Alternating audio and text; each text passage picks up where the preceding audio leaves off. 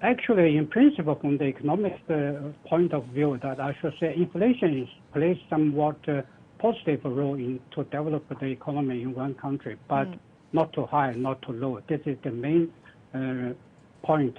And China's inflation is really very positive. It's good for China to build up the confidence of the market and also to promote the consumption of the people, because the inflation is within the reasonable range, that the market price is under control. This is the major driving force for our economic development. And also the demand not sufficient or not too high is still the major challenge for the government. But I think, as always, that we should say demand cannot be always at a very high that always had a high demand. We should need a balance point. The balance point is to keep a healthy and a sustainable development. So demand insufficient or sufficient is very logical to be exchanged always.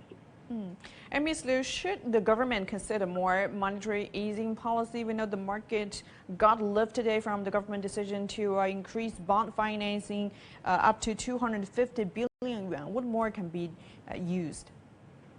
I should say that the government should try to all possible measures, positive measures, that to deal with the challenges imposed by the global market. I think the state or the government bond can also be helpful and build up the good sufficient to meet the market demand, especially to deal with all these challenges imposed by the global uncertainties. We know that the market in the world is not very sure for China. We are trying to get more advantages and benefits from this development and cooperation with other countries. But sometimes the situation is beyond our control. So our monetary policy should be followed closely in the direction of what we need, what is the best for our country's interest and security points. So actually, I think our central bank is very cautious and with the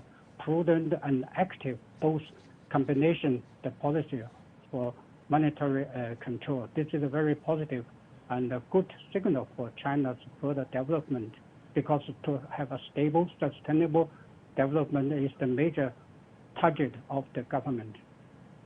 Indeed, a very delicate balancing act. Well, thank you very much for your analysis. I'm Liu Zhiqin, Senior Research Fellow at the Chongyang Institute for Financial Studies at the University of China.